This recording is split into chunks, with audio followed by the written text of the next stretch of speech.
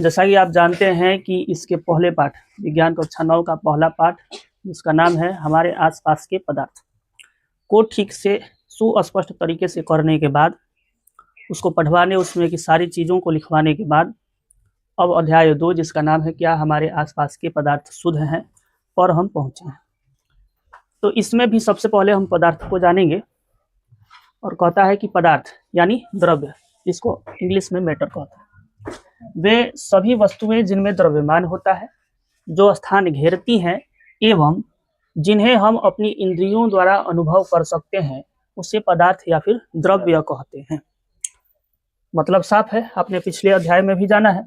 मतलब जो स्थान घेरे जिसमें द्रव्यमान हो या फिर जिसे हम अपनी इंद्रियों द्वारा अनुभव करते हैं, वे सभी पदार्थ हैं। उदाहरण के तौर पे आप जानिए, हवा पदार्थ है, भोजन, पत्थर, बादल, तारे, पौधे, पशु, पानी, रेत इत्यादि ये सभी पदार्थ हैं। ठीक है। हालांकि दर्शन शास्त्र में पदार्थ को 5 मूल तत्वों में बांटा गया है, जिसे पंच तत्व या फिर पंच महाभूत भी कहा गया है। लेकिन अब हम दूसरे अध्याय में हैं, उसकी चर्चा हमने पीछे ही कर लिया है। अब क्या पदार्थ नहीं है उसको भी जान लेते हैं। तो प्यार, नफरत, दुख, प्रकाश, उष्मा, घंटा, मिनट, ऊपर नीचे, सपना, कल्पना इत्यादि ये सब पदार्थ नहीं है। ठीक है, क्योंकि इनका कोई द्रव्यमान नहीं होता है। अब आइए इस पाठ से संबंधित जो मेन टॉपिक यहाँ से शुरू होता है, शुद्ध पदार्थ क्या है। पदार्थ तो आप जान गए, अब शुद्ध पदार्थ क्या है। प्योर सब्सटेंस, समान रासायनिक प्रकृति के पदार्थों को, समान रासायनिक प्रकृति के पदार्थों को जो एक ही प्रकार के परमाणुओं, अणुओं जिसको हम कण कहते हैं, परमाणु या फिर अणुओं यानी कणों से, एक ही प्रकार के कणों से मिलकर के बने हैं और इनकी रासायनिक संरचना निश्चित होती है, इन्हें भौतिक हाँ, जो एक ही प्रकार के कणों से, ठीक कहे आप, यहाँ चले आए हम सीधे, जो एक ही प्रकार के कणों से मिलकर बने होते हैं शुद्ध पदार्थ कहलाते हैं। अच्छा ठीक है, समान रासायनिक प्रकृति के पदार्थों को जो एक ही प्रकार के कणों से मिलकर के बने होते हैं शुद्ध पदार्थ कहलाते हैं। ये तो इतना आपको बता दिया, साफ कर दिया कि वह पदार्थ शुद्ध पदार्थ कहलाता है जो एक ही प्रकार के रासायनिक कणों से मिलकर के बना होता है या फिर एक ही प्रकार के कणों से मिलकर के बना होता है। ये तो परिभाषा है, इसमें कुछ और लाइन जोड़ता है और बताता है आपको कि ये एक ही प्रकार के, वही बात बताए, एक ही प्रकार के परमाणुओं या फिर अणुओं जिसको हम कणों से कहते हैं, कणों से बने होते हैं शुद्ध पदार्थ। और इनकी रासायनिक संरचना क्या होती है, तो निश्चित होती है। इन्हें भौतिक विधियों द्वारा अलग नहीं किया जा सकता है। भौतिक विधियां, जैसे चावल में कंकड़ है तो हाथ से चुन करके निकाल दिए, भौतिक विधि है। इस प्रकार की जितनी भी भौतिक विधियां हैं उनसे इनको अलग नहीं किया जा सकता है। इनके कुछ उदाहरण है, जैसे सोना, लोहा, तांबा, जल, चीनी इत्यादि, ये सभी। हाँ ठीक है, आप कहिए कि जल में तो मिश्रण होता है, लेकिन यहाँ पर प्योर जल की बात हो रहा है, शुद्ध जल की बात हो रहा है। तांबा शुद्ध जल, लोहा आपका शुद्ध जल, सोना अच्छा ये वैसा ही रह गया। हाँ ठीक, यहाँ तांबा होना चाहिए था। ठीक, अब हो गया तांबा। अब है यहाँ पदार्थ यानी जिसको हम भौतिक आधार पर ठोस, द्रव और गैस में पहले बांटे हैं पिछले अध्याय में। अब कहता है कि को रासायनिक संघटन और गुणधर्मों के आधार पर, पदार्थ को रासायनिक संघटन और उसके गुण धर्मों के आधार पर शुद्ध पदार्थ एवं मिश्रण में यहाँ पर में बांटा गया है। शुद्ध पदार्थ और मिश्रण में बांटा गया, और फिर उस शुद्ध पदार्थ को तत्व और यौगिक में, और फिर मिश्रण को समांगी और विषमांगी में बांटा गया है। समझ गए? फिर से सुनिए कि पदार्थ को रासायनिक संघटन एवं उनके गुण धर्मों के आधार पर 2 प्रकार में बांटा गया, शुद्ध पदार्थ और मिश्रण। और इसमें से भी शुद्ध पदार्थ के 2 हैं तत्व और यौगिक, और मिश्रण के भी 2 हैं समांगी और विषमांगी। ठीक है। अब मिश्रण को समझते हैं, जिसको अंग्रेजी में मिक्सचर कहते हैं। जब 2 या 2 से अधिक पदार्थ किसी भी अनुपात में बिना रासायनिक क्रिया के मिलते हैं या फिर मिले होते हैं तो उन्हें हम मिश्रण कहते हैं। समझ गए? जब 2 या 2 से अधिक पदार्थ बिना रासायनिक क्रिया के मिले होते हैं तो वे मिश्रण कहलाते हैं। इसके कुछ उदाहरण है, जैसे कि यहाँ पर में हवा है। हवा में आप जानते हैं कि ऑक्सीजन और नाइट्रोजन मिला हुआ रहता है।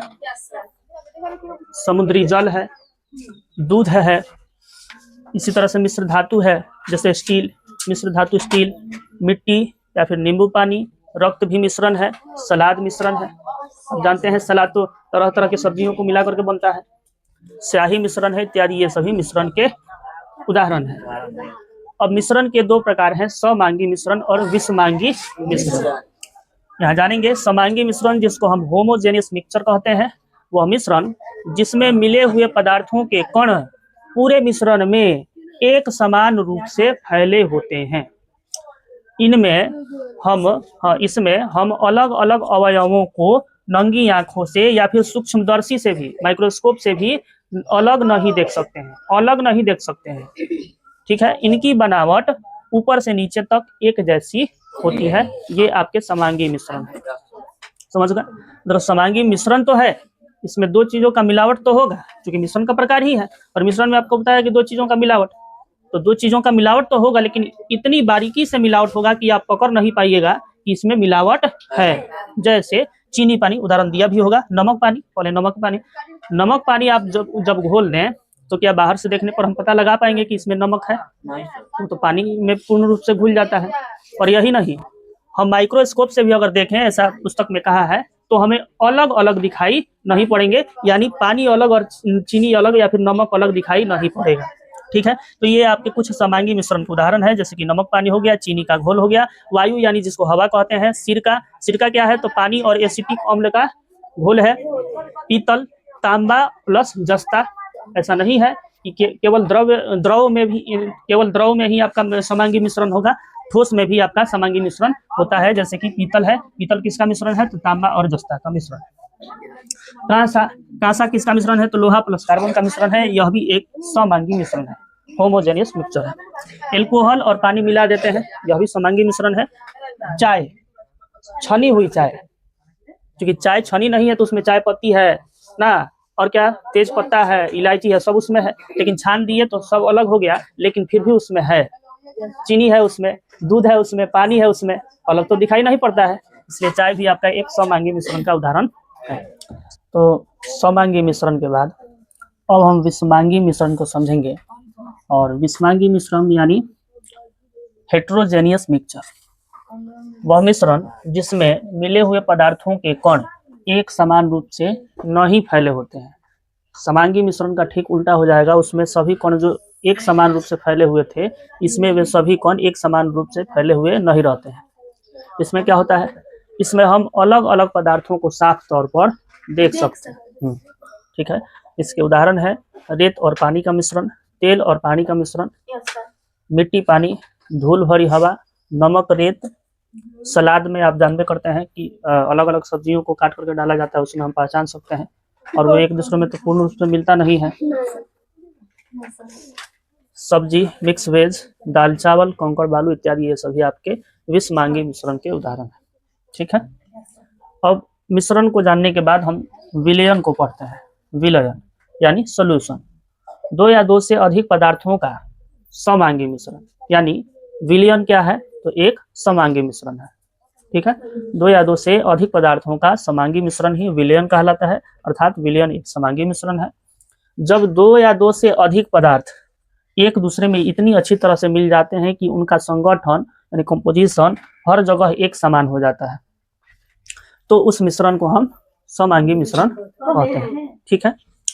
तथा ऐसे मिश्रण का तकनीकी नाम क्या है? विलयन।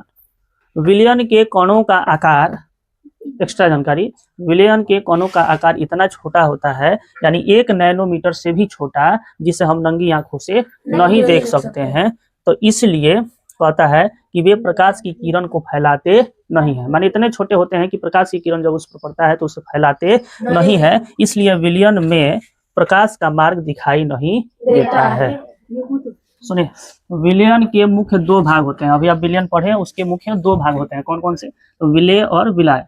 विलेय यानी सोल्यूट क्या है? तो वह पदार्थ जो घुलता है तथा जिसकी मात्रा कम होती है, माने घुलने वाले पदार्थ को, किसी विलयन में दो पदार्थ रहेगा ना जी, उसमें से घुलने वाले को हम विलेय कहते हैं, और इसकी मात्रा सामान्यतः कम होती है।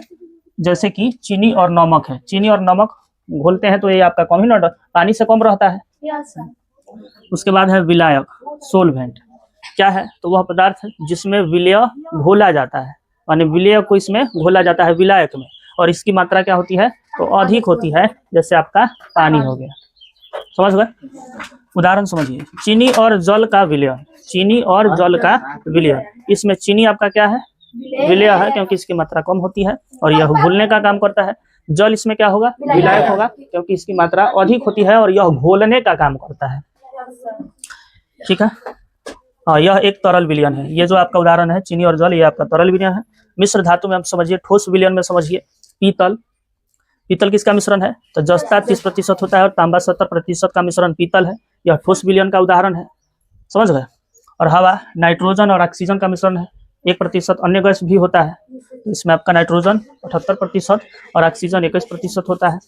तो ये आपका गैस में गैस का विलयन है, समझ गए। मिश्र धातु विलयन का ही एक पार्ट है, क्योंकि आप जानते हैं कि मिश्र धातु विलयन में ही आता है। तो विलयन जब हम पढ़ाए थे तो उसमें आपका विलेय और विलायक पढ़ा दिए थे। उसके बाद नोट्स में यह भी ध्यान में रखना था कि मिश्र धातु भी एक प्रकार का विलयन ही होता है। ठीक है, तो वही हमने बताया कि मिश्र धातु ये धातुओं के समांगी मिश्रण होते हैं। ये धातुओं के समांगी मिश्रण होते हैं जिन्हें भौतिक क्रिया द्वारा अवयवों में पृथक माने अलग नहीं किया जा सकता। ठीक है, लेकिन फिर भी धातुओं को मिश्रण माना जाता है क्योंकि ये अपने संघटकों के गुणों को दर्शाते हैं। अपने संघटकों के गुणों को दर्शाते हैं, मतलब अपना अपना अलग अलग गुण रखते हैं। दो को मिलाएंगे एक में तभी ना विलयन कहलाएगा, चाहे मिश्रण कहलाएगा। तो वो अपना अपना संगठन, अपना अपना गुणधर्म अलग अलग रखता है, इसलिए इसको हम विलयन या फिर मिश्रण भी कह सकते हैं। जैसे उदाहरण के लिए आपको बताया कि पीतल जो है ये आपके जिंक 30% और कॉपर 70% का मिश्रण है। इसमें दो अलग अलग संघटक बनाएगा कि ना, जिंक अपना गुण रखेगा और कॉपर अपना गुण रखेगा। ये दो को मिला करके पीतल बनाया। के कुछ गुणधर्म जानेंगे। तो ये आपको बताया प्रॉपर्टीज ऑफ ए सॉल्यूशन। ए में कहता है कि समांगी मिश्रण। विलयन क्या होता है, तो समांगी मिश्रण होता है, यानी विलयन की संरचना हर जगह समान होती है। जैसे आप जानते हैं कि पानी में हम नमक घोल दें तो क्या नमक दिखाई पड़ता है, नहीं, लेकिन पूरे पानी में, पूरे जल में समान रूप से नमक घुले हुआ रहता है, इसलिए इसको हम समांगी मिश्रण कहता है। अत्यंत छोटे कण होते हैं। विलयन के कणों का व्यास इतना छोटा होता है, यानी 1 नैनोमीटर से भी छोटा होता है, जिन्हें हम नंगी आंखों से नहीं देख सकते। स्थिरता। स्थिरता कहता है कि विलयन को शांत छोड़ने पर विलेय के कण नीचे नहीं बैठते हैं। जैसे अगर बालू और पानी को मिलाया जाए तो शांत छोड़ने पर बालू रेत नीचे बैठ जाता है, लेकिन समांगी मिश्रण तो वो नहीं है। हाँ, और समांगी मिश्रण जो भी होगा उसमें समान रूप से आपका कण मिले हुआ रहता है, वो नीचे नहीं बैठता है, चाहे जितना भी देर हम छोड़ दें। पारदर्शिता। ये स्वच्छ और पारदर्शी होते हैं। टिंडल प्रभाव नहीं, मतलब ये आपके जो विलयन होते हैं टिंडल प्रभाव को उत्पन्न नहीं करते हैं। इसके कण इतने छोटे होते हैं कि प्रकाश की किरणों को नहीं फैलाते हैं। तो फैलाएगा तभी आपका रास्ता दिखेगा प्रकाश का, तभी वो टिंडल प्रभाव उत्पन्न करेगा। छानने से पृथक नहीं किया जा सकता है किसको, विलयन को। विलयन का एक गुण यह भी है कि इसको छान करके हम अलग नहीं कर सकते हैं। तो ये आपके कुछ विलयन के गुणधर्म हैं जिन्हें याद रखना है। ठीक है, विलयन की सांद्रता, कॉन्सेंट्रेशन ऑफ सॉल्यूशन। कहता है कि विलयन की सांद्रता मतलब क्या है, तो विलयन की सांद्रता से हम यह पता चलता है कि कोई भी विलेय विलायक में कितनी मात्रा में घुला हुआ है। ठीक है, यानी किसी विलयन में विलेय की मात्रा कितनी है, किसी विलयन में विलेय की मात्रा जो घुल जाता है, जिसकी मात्रा कम होती है, वो कितनी है, उससे हम विलयन की सांद्रता कहते हैं। अतः हम यह भी कह सकते हैं कि विलयन कितना गाढ़ा या कितना पतला है, यही उसकी सांद्रता है। समझ गए। और विलयन की सांद्रता मौजूद विलेय पदार्थ की मात्रा के आधार पर 3 तरह का यहाँ पर में हम कह सकते हैं। अभी फिलहाल आपके इस पाठ में 3 ही तरह का दिया है, तनु, सांद्र और संतृप्त। हाँ, मतलब विलयन में मौजूद विलेय पदार्थ की मात्रा के आधार पर कितने घोल में इसको हम कह सकते हैं, तनु घोल, सांद्र घोल, या फिर तनु विलयन, सांद्र विलयन और संतृप्त विलयन।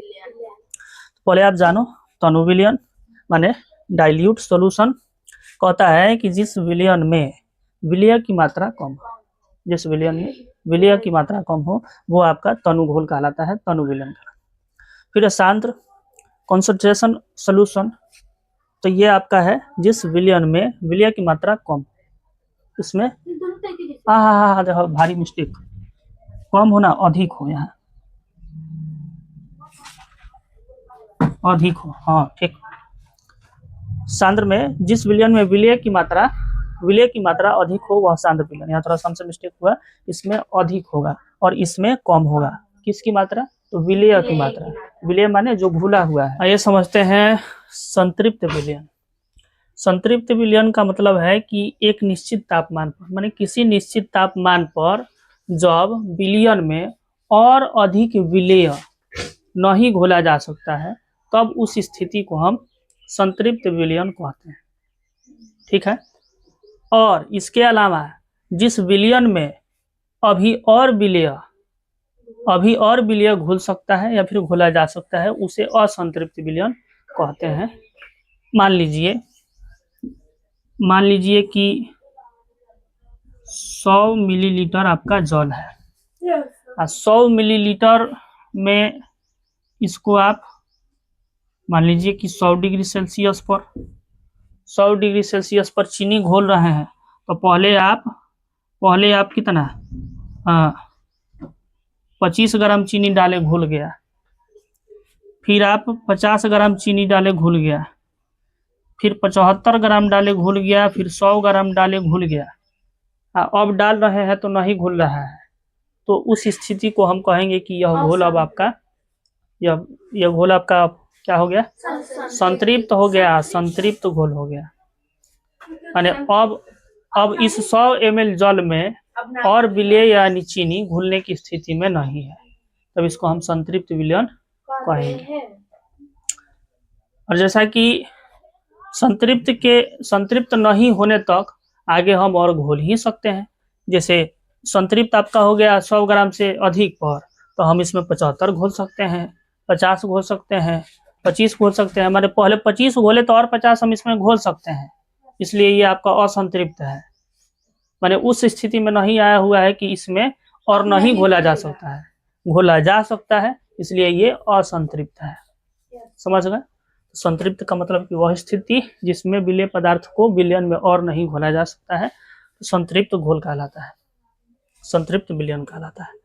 अब आपका यहाँ पर हमें बताया है कि जब हम विलयन में 2 प्रकार बताए थे, आपका तनु विलयन और सांद्र विलयन। तो उसमें आपको बताए थे कि तनु विलयन वह विलयन होता है जो पतला होता है और जिसमें विलेय की मात्रा कम होती है, और जिसमें विलेय की मात्रा अधिक होती है वह आपका सांद्र होता है। तो यहाँ आपको कहा कि 100 ग्राम जल एवं 5 ग्राम चीनी, 100 ग्राम जल एवं 5 ग्राम चीनी, और 100 ही ग्राम जल एवं 10 ग्राम चीनी में 5 ग्राम वाला आपका कौन सा होगा, तनु हो जाएगा, क्योंकि यह घोल पतला होगा। किस से, 10 ग्राम वाले से, और अपेक्षाकृत 10 ग्राम वाला क्या होगा, तो सांद्र हो जाएगा। लेकिन अकेला इस 5 ग्राम वाले को भी हम सांद्र कह सकते थे और तनु भी कह सकते थे। जैसे 100 ग्राम है और इसमें 5 ग्राम हम घोले हैं तो क्या है, तनु है। और 2 ग्राम घोलते तो और तनु हो जाता, 1 ग्राम घोलते तो और तनु हो जाता। जैसे 100 ग्राम है और इसमें हम 10 ग्राम घोले हैं, 10 ग्राम घोले हैं तो सांद्र है, और 15 ग्राम घोल देते और सांद्र हो जाता है। 25 ग्राम घोल देते, 75 ग्राम घोल देते और सांद्र हो जाता है। समझ गए। लेकिन जब कंपेयर करेंगे तो उसमें आपका जैसे 5 और 10 में ये वाला सांद्र और ये वाला तनु होगा। समझ गए हैं। विलयन की सांद्रता में तनु और सांद्र घोल को जानने के बाद अब हम विलयन की सांद्रता को दर्शाने की विधियों के विषय में जानेंगे। तो आपको इस पाठ में 9वीं कक्षा के इस पाठ में 3 विधियों की चर्चा यहाँ पर में की गई है, और उन्हीं 3 विधियों पर हम बात करेंगे। इसमें से पहला है कि द्रव्यमान विलयन के द्रव्यमान प्रतिशत, जिसको हम द्रव्यमान प्रतिशत भी कहते हैं, इसको W/W से भी सूचित करते हैं। ठीक है। अब ये द्रव्यमान प्रतिशत क्या है, तो किसी विलयन के 100 ग्राम में उपस्थित माने घुले हुए विलेय पदार्थ के ग्रामों की संख्या को उसका द्रव्यमान प्रतिशत, यानी हाँ, यह हमें बताता है कि यदि हम कुल 100 ग्राम घोल लें तो उसमें कितना ग्राम विलेय मौजूद है, द्रव्यमान प्रतिशत का उपयोग ये हमें यही बताता है। यदि 100 ग्राम घोल लेते हैं तो उसमें उपस्थित विलेय कितना है, यही बात हमें द्रव्यमान प्रतिशत। अब जान जाइए कि द्रव्यमान प्रतिशत W/W का उपयोग तब करते हैं जब विलेय एवं विलयन दोनों ग्राम में दिया गया हो। इसको ग्राम प्रति किलोग्राम में मापते हैं। इसका सूत्र हो जाता है द्रव्यमान प्रतिशत यानी W/W प्रतिशत बराबर विलेय पदार्थ का द्रव्यमान और बटा विलयन का द्रव्यमान में हम गुना 100 से करते हैं तो द्रव्यमान प्रतिशत निकल जाता है। अब इस पर उदाहरण है कि किसी विलयन के 320 ग्राम आया, 320 ग्राम विलायक में 40 ग्राम साधारण नमक विलेय है, मिला हुआ है, घुला हुआ है, तो विलयन की सांद्रता बताएं। तो चूंकि यहाँ भी ग्राम में और यहाँ भी ग्राम में, इसलिए हम द्रव्यमान प्रतिशत का उपयोग करते हुए लिखेंगे। पहले थोड़ा सा सजा देते हैं कि विलेय बराबर इतना ग्राम, विलायक बराबर इतना ग्राम, इसलिए विलयन का द्रव्यमान, कुल विलयन का द्रव्यमान कितना हो जाएगा, तो आपका विलेय और विलायक को मिला देंगे तो 360 ग्राम हो जाएगा। अब विलयन का द्रव्यमान, विलयन का विलयन का द्रव्यमान प्रतिशत, इसके लिए सूत्र यहाँ देख लीजिए, विलेय पदार्थ का द्रव्यमान बटा विलयन। तो विलेय पदार्थ 40 ग्राम, विलयन का कुल द्रव्यमान कितना है 360 ग्राम और गुना 100 तो आपका 4000 हो जाएगा, और 4000 बटा 360 इसको भाग करेंगे तो 11.1% कुछ ऐसा। दूसरा विधि जो है वो आपका द्रव्यमान आयतन प्रतिशत है, जिसको आप यहाँ W/V से भी लिख सकते हैं। क्या है द्रव्यमान आयतन प्रतिशत? तो किसी विलयन के 100 मिलीलीटर, किसी विलयन के 100 मिलीलीटर आयतन में उपस्थित विलेय के ग्रामों में द्रव्यमान को, विलेय किसमें होगा, ग्राम में होगा, तो ग्राम में द्रव्यमान को उसका आयतन, द्रव्यमान आयतन प्रतिशत कहते हैं। जब विलेय आपका ग्राम में होगा और कुल आयतन, कुल विलयन आपका ml में होगा, मिलीलीटर में। यह विधि आमतौर पर तब उपयोग की जाती है जब कोई ठोस पदार्थ यानी विलेय, ठोस पदार्थ विलेय के रूप में किसी द्रव विलायक में घोला जाता है, जैसे उदाहरण अभी नीचे बताया। ध्यान रखें कि ऊपर यानी यहाँ जो होगा, ऊपर आपका क्या होगा, ऊपर की इकाई ग्राम में होनी चाहिए और नीचे की इकाई ml यानी मिलीलीटर में होनी चाहिए, जो कि यहाँ है। उदाहरण में आपका ये साफ हो जाएगा। यदि आयतन लीटर में दिया गया है तो पहले उसको मिलीलीटर में बदल लेना चाहिए, और मिलीलीटर में बदलने के लिए आप जानते हैं 1 लीटर बराबर इतना मिलीलीटर, उससे जितना लीटर का आपको बदलना हो गुना कर देंगे। हाँ, इसमें द्रव्यमान ग्राम में और आयतन मिलीलीटर में लिया जाता है। यहाँ उदाहरण पर सब साफ हो जाएगा। यदि 100 ग्राम नमक को, नमक ठोस है, हाँ 10 ग्राम, यदि 10 ग्राम नमक को पानी में घोलकर कुल इतना विलयन बनाया जाता है। आपको ये नहीं बताया कि कितने विलायक में घोल रहा है, विलायक कितना है, डायरेक्ट आपको बता दिया कि कुल विलयन का द्रव्यमान कितना बनता है। 10 ग्राम नमक को घोलने के बाद कुल विलयन का द्रव्यमान 250 ml बनता है, विलयन तैयार किया जाता है। इसकी सांद्रता बतानी है, तो हम लिखेंगे कि विलेय बराबर 10 ग्राम दिया है और विलयन का कुल आयतन 250 ml दिया है। अगर विलेय और विलायक दिया रहता तो पहले कुल आयतन दोनों को जोड़ करके निकालते, लेकिन यहाँ टोटल दे दिया है। तो इस सूत्र से आप जानते हैं कि द्रव्यमान आयतन प्रतिशत बराबर विलेय का द्रव्यमान बटा विलयन का आयतन गुने 100। यहाँ लिखेंगे, अब विलेय पदार्थ का द्रव्यमान कितना है 10 ग्राम और विलयन का आयतन 250 ml गुना 100 से करेंगे तो ये आपका ऊपर गुना करेंगे तो 1000 और बटा 250 काट देंगे तो 4 बार में कटेगा, 4% आपका आंसर हो जाएगा। ध्यान रखने वाली बात है कि इस विधि का उपयोग हम तब करते हैं जब आपका विलेय ग्राम में दिया हो और विलायक ml में दिया हो, तब इस द्रव्यमान आयतन प्रतिशत का उपयोग हम करते हैं। ठीक है। अब है आपका 3 नंबर में विलयन के आयतन माने आयतन प्रतिशत, जिसको हम आयतन प्रतिशत भी कहते हैं या फिर V/V प्रतिशत भी। आप जान जाइए कि किसी विलयन के 100 ml आयतन में, किसी विलयन के 100 ml यानी मिलीलीटर आयतन में उपस्थित द्रव यानी विलेय के मिलीलीटर की संख्या को, विलेय के मिलीलीटर की संख्या को उस विलयन का आयतन प्रतिशत कहते हैं।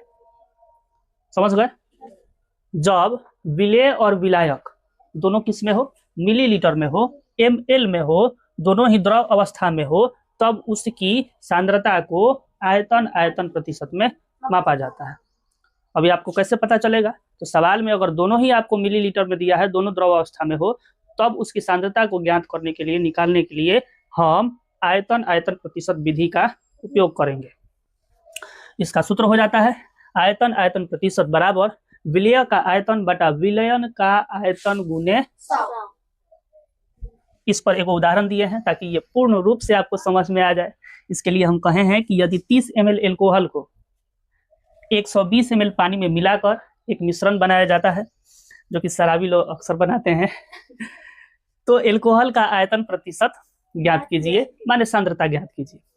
आप जानते हैं कि विलय इसमें कहा है, बता दिया कि 30 ml है, विलायक 120 ml है, और विलयन का कुल आयतन निकालेंगे, क्योंकि यहाँ तो उसकी आवश्यकता होगी, इसलिए हम विलयन का कुल आयतन निकालने के लिए इन दोनों को जोड़ देंगे, माने 30 120 150 है जी। तो अब यहाँ कहता है V/V प्रतिशत का सूत्र होता है कि विलय का आयतन बटा विलयन का आयतन। विलय आपको दिया है 30 ml और विलयन का आयतन निकल के आया 150 और गुना करेंगे 100 से। 30 बटा 150 गुने 100, तो 30 × 150 होता है, माने 30 से 30 एक बार में कटेगा और 5 बार में 150, तो 1/5 लिख सकते हैं, और बगल में गुना करना है आपको, तो ऊपर से होता है गुना, नीचे कोई चिन्ह नहीं है तो ऊपर से होगा। कहने का मतलब है कि 100 गुने 1 बराबर 100/5, 20 × 5 100, 20 बार में कट जाएगा, यानी 20 मिलीलीटर इसकी सांद्रता हो जाएगी। Any doubt? No doubt. आगे चले। निलंबन, अधिक निलंबन सस्पेंशन, एक ऐसी विस्मांगी मिश्रण। निलंबन क्या है? तो यह एक ऐसा विस्मांगी मिश्रण है जिसमें ठोस के महीन कण द्रव या गैस में घुलते नहीं है, बल्कि पूरे माध्यम में फैल जाते हैं। फिर से आप इसको समझें। निलंबन एक ऐसा विस्मांगी मिश्रण है, समांगी और विस्मांगी में क्लियर है आपका पहले ही। तो निलंबन एक ऐसा विस्मांगी मिश्रण है जिसमें ठोस के महीन कण, एक एक शब्द को सोचते और समझते चलना है। ठोस के महीन कण द्रव या गैस में घुलते नहीं बल्कि पूरे माध्यम में फैल जाते हैं, वही आपका निलंबन कहलाता है। समझ गए? अब इन कणों का आकार इतना बड़ा होता है कि इन्हें नग्न आंखों से देखा जा सकता है। समझ गए? जिससे प्रकाश का निलंबन के कण प्रकाश की किरणों को फैला देते हैं, जिससे प्रकाश का मार्ग दिखने लगता है। निलंबन के जो कण होते हैं प्रकाश के किरणों को फैला देते हैं, जिससे प्रकाश का मार्ग दिखने लगता है, दृष्टिगोचर हो जाता है, तथा टिंडल प्रभाव दिखाई देता है। अभी इसको बताएंगे हम। टिंडल प्रभाव दिखाई देता है। हालांकि यदि कण पूरी तरह नीचे बैठ जाए तो यह प्रभाव समाप्त हो जाता है। मतलब जरूरी नहीं है कि इसमें यानी निलंबन में टिंडल प्रभाव दिखे, और दिख भी सकता है कुछ क्षण के लिए, कुछ समय के लिए, या फिर जब तक वो आपका कण फैला हुआ है उसमें, तब तक। जब वो कण नीचे बैठ जाते हैं तो यह प्रभाव भी आपका समाप्त हो जाता है और ये आपका निलंबन भी खत्म हो जाता है। ठीक है, उदाहरण आप देख लीजिए। पानी में रेत को घोलें तो वो हमेशा तैरते थोड़ी रहेगा, कुछ समय छोड़ देने के बाद नीचे बैठ जाता है। जब तक तैरता है तभी तक निलंबन कहलाएगा। ठीक है। आटा और पानी, चॉक पाउडर और पानी, हवा में धूल इत्यादि। हवा में धूल जब तूफान उठता है तो वो आपका निलंबन है। ठीक है, उसके कणों को हम साफ तौर पे देख सकते हैं। टिंडल प्रभाव भी कुछ समय के लिए उत्पन्न कर सकता है, तो वो आपका निलंबन है। सस्पेंशन में कोई डाउट? निलंबन को जानने के बाद निलंबन के गुण धर्म को जानेंगे। तो निलंबन के गुण धर्म में पहला कहता है कि यह एक विस्मांगी मिश्रण है। निलंबन क्या है? एक विस्मांगी मिश्रण है। इसके कण आंखों से देखे जा सकते हैं। इसके निलंबन के इसमें निलंबित कण प्रकाश की किरण को फैला देते हैं, जिससे उसका मार्ग दृष्टिगोचर होता है, यानी दिखने लग जाता है। प्रकाश का मार्ग दिखने लग जाता है। चौथा, जब इसे शांत छोड़ देते हैं तब ये कण नीचे बैठ जाते हैं, अर्थात निलंबन अस्थायी होता है। अस्थायी होता है कहने का मतलब कि पहले किसी और टाइप का था, अब किसी और टाइप का हो गया। कहने का मतलब है कि अगर एक बार घोल देने पर वो हमेशा के लिए एक जैसा ही रहता, फैले हुए ही रहता, तो अब उसको कहते कि अस्थायी होता है। लेकिन कुछ समय के लिए फैलता है और फिर बैठ जाता है, इसलिए हम कहेंगे कि अस्थायी होता है। समझ गए? पांचवा कहता है कि छानन विधि द्वारा इन कणों को अलग किया जा सकता है। निलंबन के कणों को मिश्रण से छानन विधि द्वारा अलग किया जा सकता है। छठा कहता है कि जब सभी कण नीचे बैठ जाते हैं तो निलंबन समाप्त हो जाता है, अर्थात विलयन में प्रकाश की किरण का प्रकीर्णन रुक जाता है। जो मार्ग दृष्टिगोचर होता था, अब निलंबन समाप्त होने के बाद कणों के नीचे बैठ जाने के बाद वैसा नहीं हो पाता है। तो ये आपके निलंबन के कुछ गुणधर्म थे जिनको खासतौर पर याद रखना है। ठीक है, बाकी आगे आप जानते हैं कथी टिंडल प्रभाव। टिंडल प्रभाव क्या है, छोटा सा वो लिखवाने वाले थे। टिंडल प्रभाव मतलब जब भी किसी विलयन में या फिर जब भी किसी माध्यम में प्रकाश का मार्ग दिखने लग जाता है तो वही टिंडल प्रभाव कहलाता है। कोलाइड विलयन मतलब कोलाइडल सॉल्यूशन क्या है, तो एक ऐसा विषमांगी मिश्रण है। कोलाइडल सॉल्यूशन एक ऐसा विषमांगी मिश्रण है जिसमें एक पदार्थ यानी परिक्षिप्त प्रावस्था से के बहुत सूक्ष्म कण दूसरे पदार्थ जिसको हम परिक्षेपण माध्यम में फैले रहते हैं।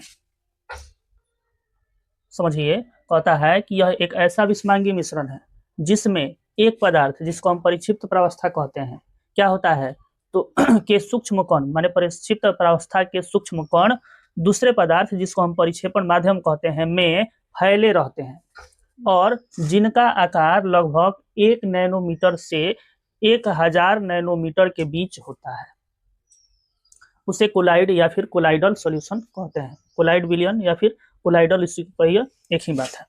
उदाहरण जैसे दूध है, धुआं है, जेल है, ये सब आपका किसका उदाहरण, कोलाइडल का उदाहरण, कोलाइड का उदाहरण। बादल है, रक्त है, कोहरा है, स्याही, साबुन का झाग इत्यादि ये सभी कोलाइड के ही उदाहरण हैं। ये शायद आपको यहाँ समझ में नहीं आया हो, इसलिए इसको हमने अलग लिखा कि परिक्षिप्त प्रावस्था। परिक्षिप्त प्रावस्था क्या है, इसको हम डिस्प्रेस्ड फेज कहेंगे। डिस्प्रेस्ड फेज जो पदार्थ कम मात्रा में होता है, जैसे विलेय, पीछे हम पढ़ के आए हैं, तो ये परिक्षिप्त प्रावस्था आपका विलेय टाइप का होता है, समझ गए। उसके बाद परिक्षेपण माध्यम, यहाँ देखिए परिक्षिप्त के सूक्ष्म कण दूसरे पदार्थ में फैले होते हैं, तो जो फैलता है, जो खुलता है, घुलता है, उसी को हम विलेय कहते हैं। अच्छा, परिक्षेपण माध्यम। डिस्प्रेशन मीडियम जिसमें कण फैला होता है, जैसे विलायक। विलायक अपने अंदर दूसरे पदार्थ को घोलता है, तो वही आपका यहाँ परिक्षेपण माध्यम विलायक के भांति कार्य करता है और परिक्षिप्त प्रावस्था विलेय की भांति कार्य करता है। समझ गए, उदाहरण से भी आप जान गए। ये भी जान गए कि ये इसमें आपके कोलाइडल में जो कण होते हैं 1 नैनोमीटर से लेकर के और 1000 नैनोमीटर के बीच होते हैं, माने इन्हें भी हम आंखों से नहीं देख सकते हैं। एक दूसरे में ये ऐसे घुले होते हैं, लगता है कि समांगी मिश्रण है, हालांकि होता ये विषमांगी मिश्रण है। कोलाइडल एक मिश्रण है, विषमांगी मिश्रण है, लेकिन देखने पर ऐसा प्रतीत होता है कि ये समांगी मिश्रण है, अलग दिखाई नहीं पड़ता है। जैसे दूध क्या अलग दिखाई पड़ता है, लेकिन वो विषमांगी मिश्रण है। जेल तरह तरह का जेल आता है, क्रीम इत्यादि आता है, वो आपका विषमांगी मिश्रण है। बादल, समझ गए, बादल देखने पर आपको लगता है कि उसमें कुछ अलग अलग है, लेकिन वो आपका विषमांगी मिश्रण है। कोहरा भी उसी तरह से, समझ गए। तो इसमें आपका ये होता है। अब कहने का मतलब है कि अब इसी चीज को थोड़ा सा और इसके उदाहरण से देखते हैं। आइए समझते हैं, सुनिए। कोलाइड्स के सामान्य उदाहरण। अब आप जान जाइए कि परिक्षिप्त प्रावस्था मतलब विलेय टाइप का, यानी इसको हम विलेय कह सकते हैं, और परिक्षेपण माध्यम मतलब इसको विलायक कह सकते हैं। तो जब परिक्षिप्त प्रावस्था द्रव और परिक्षेपण माध्यम गैस हो तो इस प्रकार को हम एरोसोल प्रकार कहते हैं, एरोसोल प्रकार कहते हैं। और इसके उदाहरण में कौन कौन से आते हैं, तो कोहरा और बादल। इसमें क्या होता है बुआ, तो आपका द्रव गैस में घुला रहता है, द्रव गैस में घुला रहता है। तो कोहरा हम जाते हैं, रास्ते में जाते हैं, कोहरा मिलता है, कुहासा कोहरा मिलता है, तो तैरते रहता है, गैस तैरता है, लेकिन उसमें पानी की मात्रा भी पाई जाती है कि नहीं पाई जाती है। इसलिए पानी जल वहाँ विलेय का काम करता है और गैस वहाँ घोलने का काम करता है, अपने आप में मिलाए हुए रहता है उसको, किसको, तो द्रव को। अब समझ में आ रहा है। तो इसी टाइप का सारा उदाहरण है, और बादल भी उसी टाइप का है। बादल भी गैस में जल को घुले हुए रहता है, समझ गए। अच्छा, ठोस, जब ठोस विलेय हो, जिसको यहाँ पर विलेय और विलायक नहीं कहना है, परिक्षिप्त प्रावस्था और परिक्षेपण माध्यम कहना है। तो जब आपका ठोस परिक्षिप्त प्रावस्था है, समझने के लिए विलेय विलायक बता दिए। परिक्षिप्त प्रावस्था ठोस हो और परिक्षेपण माध्यम गैस हो, माने ठोस गैस में मिला हुआ हो, तो इस प्रकार को हम एरोसोल प्रकार कहते हैं, जैसे धुआं। धुआं में ठोस द्रव में मिला होता है।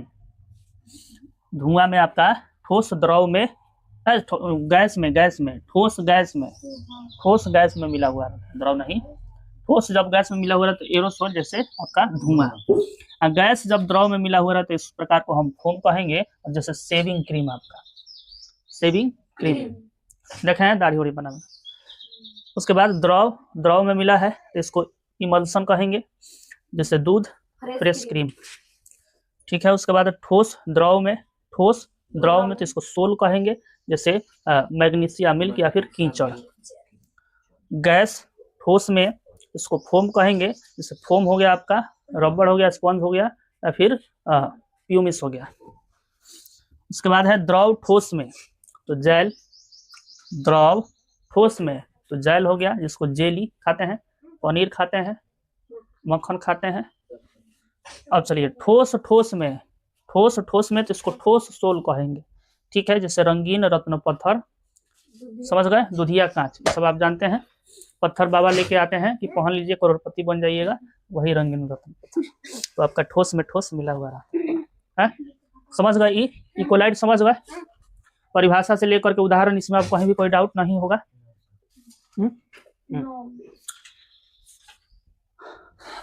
समझिए कोलाइड के गुणधर्म। तो सबसे पहले उसमें भी बताया कि कोलाइड एक प्रकार का विषमांगी मिश्रण है, समझ गए। दूसरा का होता है कि इसके कणों का व्यास 1 नैनोमीटर से लेकर के 1000 नैनोमीटर के बीच होता है, समझ गए। तीसरा, इसके कण प्रकाश के किरणों को फैला देते हैं, जिससे प्रकाश का मार्ग दिखाई देने लगता है तथा टिंडल प्रभाव उत्पन्न करता है। जब प्रकाश का मार्ग दिखाई देने लगे तभी तो टिंडल प्रभाव उत्पन्न होता है, तो वही बात बताया। चौथा कहता है कि ये छानन विधि द्वारा मिश्रण से पृथक नहीं किए जा सकते हैं। भले ही विषमांगी मिश्रण है लेकिन छानन विधि द्वारा इसको पृथक नहीं किया जा सकता है। इसके उदाहरण है दूध, कोहरा, धुआं, गोंद आदि। अब आप बताइए, दूध को छान करके अलग कर सकते हैं, कोहरा को नहीं कर सकते हैं। ये आपके हाँ वही बात है। तो ये आपके कोलाइड के गुणधर्म है, समझ गए। समझ गए ना हो। सुनिए, विलयन, निलंबन एवं कोलाइड को अब इसका एक दूसरे से भिन्न कैसे है, माने आप यह भी कह सकते हैं कि विलयन, निलंबन और कोलाइड में क्या अंतर है, समझ गए। तो जानिए, विलयन में कहता है कि ये 2 या 2 से अधिक पदार्थों का समांगी मिश्रण होता है। कौन? विलयन, माने समांगी मिश्रण है विलयन। निलंबन क्या है? विषमांगी मिश्रण है। मिश्रण तो यह भी है लेकिन विषमांगी है। समांगी और विषमांगी में कोई डाउट नहीं है, पीछे हम बता चुके हैं। फिर कहता है कोलाइड, तो हाँ यह एक विषमांगी मिश्रण है, यह भी विषमांगी, हालांकि लगता समांगी जैसा है। कोलाइड लगता समांगी जैसा है लेकिन है विषमांगी, समझ गए। अच्छा, इसके कणों में समांगिकता होती है, इसके कणों में समांगिकता होती है, समान रूप से बराबर रूप से फैला होता है। इसमें नहीं होती है, इसमें नहीं होती है। इसमें माने निलंबन में नहीं होता है और कोलाइड में नहीं होता है। पता है, इसमें प्रकाश का मार्ग दिखाई नहीं देता है। विलयन में प्रकाश का मार्ग दिखता है, नहीं दिखता है, लेकिन निलंबन में दिखता है। कब तक? तो जब तक उसके कण तैरते रहते हैं तब तक। बाकी निलंबन समाप्त तो वो दिखना भी समाप्त। कथी दिखना? तो प्रकाश का मार्ग दिखना समाप्त। लेकिन इसमें बराबर रूप से दिखाई देते रहता है और टिंडल प्रभाव भी उत्पन्न करता है कोलाइड में, समझ गए।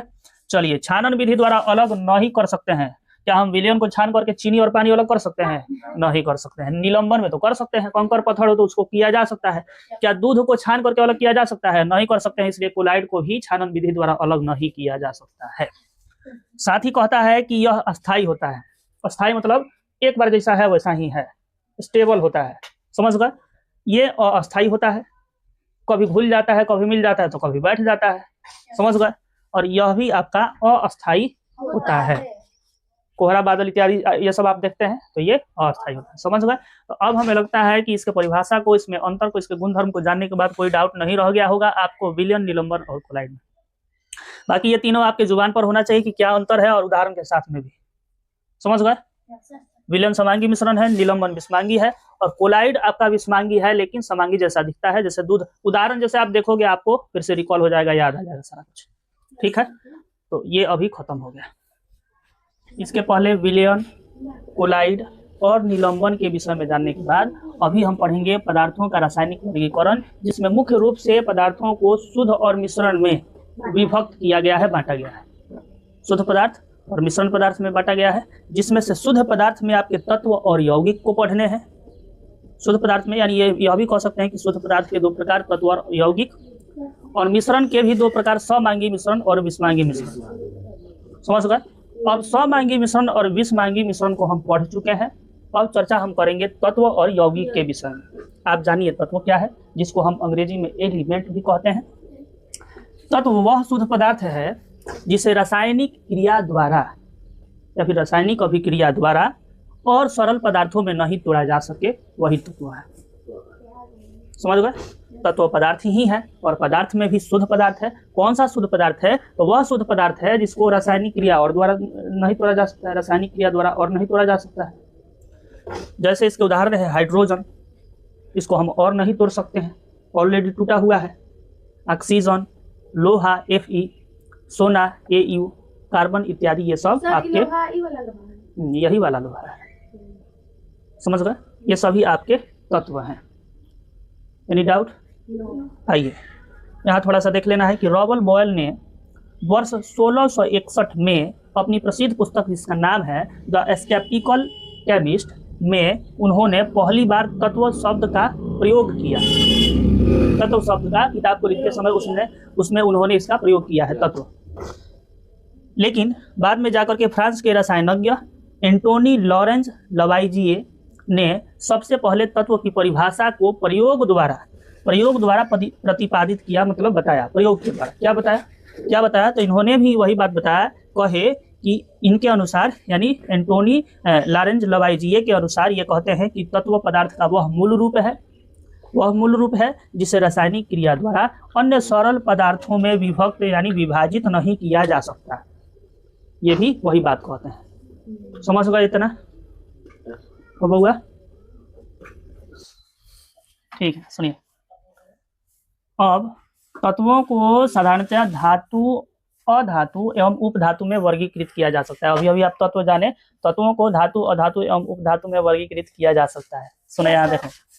अब इसमें से धातु और अधातु के परिभाषा की जरूरत नहीं है, उसके लक्षणों को जान लेंगे, उसकी परिभाषा जान गए।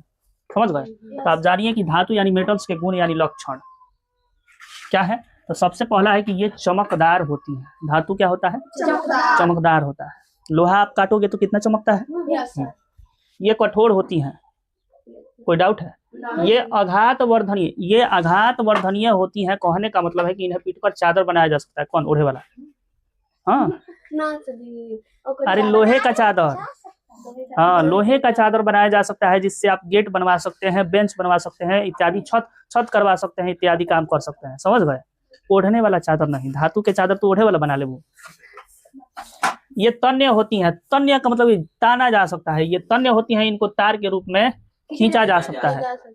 समझ गए? मतलब धातुओं को लमड़ा करके तानना, मतलब तन्य मतलब लमड़ा सकते हैं इसको। हाँ, खींचा जा। अब सुनिए, ये प्रतिध्वनिपूर्ण होती हैं। लोहे के कमरे में आप जाइए, आप बोलेंगी तो उधर से वो अभी टकरा करके आवाज भेजेगा कि लो तुम ही बोला है। होता है? प्रतिध्वनिपूर्ण होती है, मतलब उनमें से टकरा करके आवाज। ये उष्मा तथा ध्वनि की अच्छी सुचालक होती हैं। ये उष्मा तथा ध्वनि की अच्छी सुचालक होती है। वो लोहा के रॉड ले लीजिए, जाकर भट्टी में डालिए, वहां से ताप यहाँ तक आ जाएगा, उस किनारे से ताप यहाँ तक आ जाता है। करंट दौड़ रहा है, उसमें जाकर के सटा दीजिए, मतलब सटाइएगा मत तो वहां तुरंत आपका करंट यहाँ पहुंच जाता है। समझ गए? तो मतलब उष्मा और आपका क्या बोले, देखिए हम अभी बता रहे थे कि उष्मा ध्वनि, यहाँ हमको डाउट किया, ध्वनि नहीं करंट मतलब अथी विद्युत। अभी हम करंट की बात बताए, लेकिन यहाँ गलती से ध्वनि लिखा गया, कोई बात नहीं, विद्युत बनाइए इसको, विद्युत। यहाँ सर जी कहाँ गए? यहाँ 6 नंबर में ध्वनि को हटा करके विद्युत बनाइए। ठीक है, हम बता विद्युतें रहे थे, गलती से यहाँ ध्वनि लिखा। आप जान जाइए, सुनो कि ये उष्मा और विद्युत की अच्छी सुचालक होती हैं। उष्मा बताइए, दिए भट्टी में रॉड डालिए, यहाँ तक ताप पहुंच जाता है। और विद्युत आप जानबे करते हैं कि यदि कोई भी लोहा धातु अगर संपर्क में आवे करंट के, विद्युत के, तो तुरंत आपको झटका लग जाता है, तो वो सुचालक होने के कारण ही होता है। सुचालक मतलब कि इसमें उष्मा और विद्युत सरलता से गमन कर सकते हैं, उनको गमन करने में कोई परेशानी रुकावट नहीं होती है, इसलिए सुचालक कहा गया है। ना हो आगे समझो। 7वां कमरे के ताप पर ठोस होते हैं पारे, पारे यानी मरकरी वो धातु है। इसके अलावा पारा ऐसा तत्व है, मरकरी ऐसा तत्व है जो कमरे के ताप यानी 20-25 डिग्री सेल्सियस सामान्य ताप 20-25 डिग्री सेल्सियस पर द्रव अवस्था में पाया जाता है। यह भी याद रखने वाला बात है कि एक ऐसा धातु जो कमरे के ताप पर द्रव अवस्था में पाया जाता है, इट्स मरकरी माने पारा। उदाहरण के लिए आप जान जाइए कि धातु के कौन कौन से उदाहरण हो सकते हैं मेटल्स के। तो लोहा जिसको Fe कहते हैं, तांबा, सोना, चांदी इत्यादि ये सब आपके धातु के उदाहरण हैं। अब धातु के तुरंत बाद हम उपधातु में पहुंचते हैं, माने नॉन मेटल्स। क्या है इसके लक्षण? तो ये विभिन्न रंगों वाली होती हैं, अधातुएं विभिन्न रंगों वाली होती हैं। ये ताप और विद्युत की कुचालक, ग्रेफाइट के अलावा, ग्रेफाइट ऐसा अधातु है जो ताप और विद्युत का सुचालक हो सकता है, ठीक है। और इसलिए कहा है कि ग्रेफाइट को छोड़ करके बाकी अधातुएं जो होती हैं ताप और विद्युत की कुचालक होती हैं। कहने का मतलब कि इससे हो करके ताप और विद्युत गमन नहीं कर सकते। ये चमकीली, प्रतिध्वनिपूर्ण तथा आघात वर्धनीय नहीं होती हैं। ये आमतौर पर भंगुर, भंगुर का मतलब होता है तोड़ने पर बिखर जाना, मारे फट दे टूट करके बिखर गया पूरा, होती हैं। कौन? अधातुएं। ये ठोस, गैस या तरल रूप में पाई जा सकती हैं। ये अधातुएं तीनों रूपों में आपको देखने को मिल सकती हैं। उदाहरण के लिए आप कार्बन जान जाइए, सल्फर जानिए, ऑक्सीजन जानिए, समझ गए? ये अधातुएं हैं। थोड़ा सा उपधातु के विषय में चर्चा कर लेते हैं। अब हमें तो डाउट नहीं है कि आप धातु के गुण लक्षण को जान गए और अधातु के गुण लक्षण को जान गए। तो अब इन दोनों का कॉम्बिनेशन है उपधातु, मेटलॉइड्स। क्या है उपधातु? क्या है? तो कुछ तत्व ऐसे भी होते हैं, सारा तो तत्व है, धातु तत्व है, उपधातु तत्व है, अधातु तत्व है, तत्वों के विषय में ही चर्चा कर रहे हैं। तो कुछ तत्व ऐसे होते हैं जिसमें धातु के भी गुण पाए जाते हैं और अधातु के भी गुण पाए जाते हैं, और उन्हीं तत्वों को हम उपधातु कहते हैं। किनको? जिनमें धातु और अधातु दोनों के गुण लक्षण। बस यही बात यहाँ तक बताया। उदाहरण के लिए आप जान जाइए, boron, silicon, germanium, arsenic, antimony, tellurium, उसके बाद है आपका पोलोनियम, उसके बाद है स्टेटिन। तो इतना ही आपके उपधातु हैं, कुछ हालांकि कुछ वैज्ञानिकों के मतानुसार एक आध ऊपर नीचे हो सकता है। फिलहाल इतना आप जान करके चलिए कि यही उपधातु है। हाँ, एनी डाउट?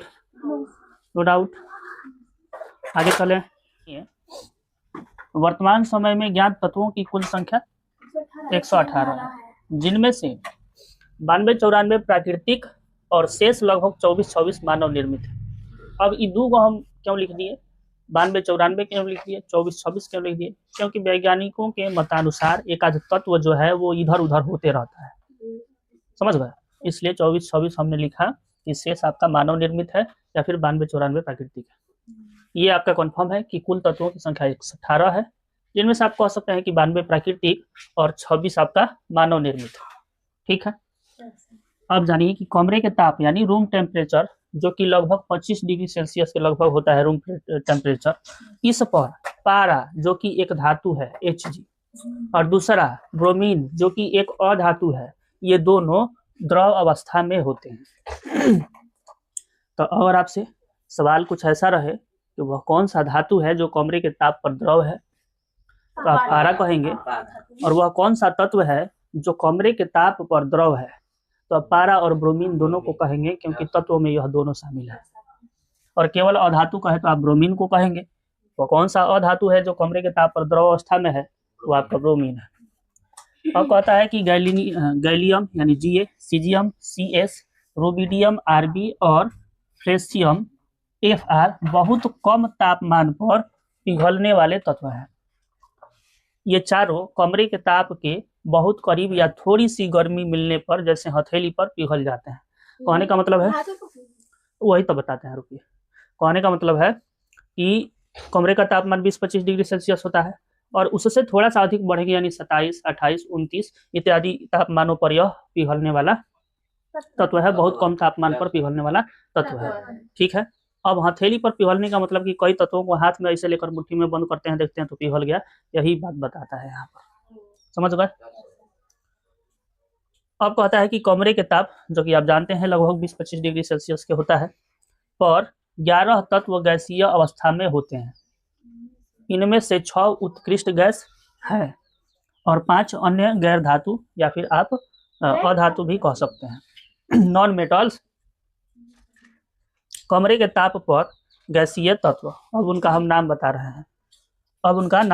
हैं। क्या है? तो hydrogen, helium, nitrogen, oxygen, fluorine, ये आपका संकेत है बगल में F, neon, chlorine, argon, krypton, xenon, radon. ये आपके 11 ऐसे तत्व हैं जो कमरे के ताप पर गैसीय अवस्था में होते हैं। ठीक है। उसके बाद आपका है, कहता है कि helium, neon, argon, krypton, xenon और रेडॉन को मिलाकर 6 उत्कृष्ट गैस, जिसको हम निष्क्रिय गैस भी कह सकते हैं, ये 6 हैं। इनमें से ये अभी जो बताए 11 कमरे के ताप पर तत्व क्या है? गैसीय अवस्था में है। तो इनमें से कुछ उत्कृष्ट गैस भी होते हैं जो कि आपका यहाँ नीचे हमने लिख दिया, helium, neon, argon, krypton, xenon और रेडॉन मिलाकर के 6 उत्कृष्ट गैस या फिर इसी को निष्क्रिय गैस कहते हैं। उस उत्कृष्ट गैस या फिर निष्क्रिय गैस क्या है, जिसको हम नोबल गैस भी कहते हैं। तो ये आपका होता है वैसे गैस होते हैं जो सामान्य परिस्थिति में न के बराबर आपका अभिक्रिया करते हैं, रासायनिक अभिक्रिया नहीं करते हैं लगभग सामान्य स्थिति में। समझ गए? तो ये चीजें हैं, आपको थोड़ा सा याद रखना है। तत्वों को जानने के बाद अब यौगिक को जानेंगे, कंपाउंड्स को जानेंगे। कथी है जी? तो जब दो या दो से अधिक तत्व एक दूसरे से मिलते हैं रासायनिक अभिक्रिया द्वारा, यानी यहाँ इसको हम पढ़ें तो जब 2 या 2 से अधिक तत्व रासायनिक अभिक्रिया द्वारा एक निश्चित अनुपात में मिलकर एक नया पदार्थ बनाते हैं तो उसको हम यौगिक कहते हैं। उदाहरण के लिए जल H2O, sodium chloride NaCl, carbon dioxide CO2। अब आप कहे कि सर इसको समझाइए। तो तत्व आप जान गए, 2 अलग अलग तत्व भी आप जानते हैं। जैसे अगर बात करें तो H2 अलग तत्व है, माने हाइड्रोजन, ऑक्सीजन यहाँ पर में अलग तत्व है। 2 तत्व मिला, रासायनिक अभिक्रिया द्वारा मिला, मिल करके एगो निश्चित अनुपात में मिलेगा, रासायनिक अभिक्रिया द्वारा मिलेगा और एक निश्चित अनुपात में मिलेगा। यौगिक में यह बात जरूरी है। निश्चित अनुपात का मतलब है आगे नीचे अभी समझाएंगे। तो यहाँ 2 तत्व मिला, हाइड्रोजन H2 और प्लस ऑक्सीजन, समझे, मिल करके क्या बनाया हो? H2O, जल बनाया, समझे। और ई है आपका तत्व, और ई जो आया यौगिक। समझे कि नहीं समझे? चलिए, अब कहता है यौगिक की विशेषता, गुणधर्म, लक्षण आदि कह सकते हैं आप जानो। 1 नंबर में बताया कि यौगिक में तत्व हमेशा निश्चित अनुपात में होते हैं, वही बात बताए। जैसे भार वजन के अनुसार, मतलब भार वजन के अनुसार भी बताते हैं, परमाणु संख्या इत्यादि के अनुसार भी नहीं बताते हैं, वो भी आपको पढ़ने हैं। आप जानो भार वजन के अनुसार, जल्दी समझ में आएगा। जल में हाइड्रोजन और ऑक्सीजन होता है, आपने यहाँ जाना, यहाँ बताया आपको, ध्यान से समझना। जल में 2 तत्व होते हैं, जल माने H2O में 2 तत्व होते हैं, हाइड्रोजन और ऑक्सीजन। तो अब आप जानो, हाँ, तो जल में हाइड्रोजन और ऑक्सीजन का अनुपात हमेशा 1:8 होता है। 1:8 का मतलब है कि अगर 1 ग्राम जल है तो 8 ग्राम ना, सुनो, हाँ, 1 ग्राम आपका, तो जल तो H2O है, इसमें 2 तत्व का नाम बता। अगर 1 ग्राम हाइड्रोजन है तो 8 ग्राम ऑक्सीजन होगा, 8 ग्राम ऑक्सीजन होगा। ठीक उसी तरह से जैसे हम बढ़ाते जाएंगे वो होते जाएगा। अगर 2 ग्राम हाइड्रोजन है तो 16 ग्राम ऑक्सीजन होगा। अभी समझेंगे नहीं समझ रहे हैं?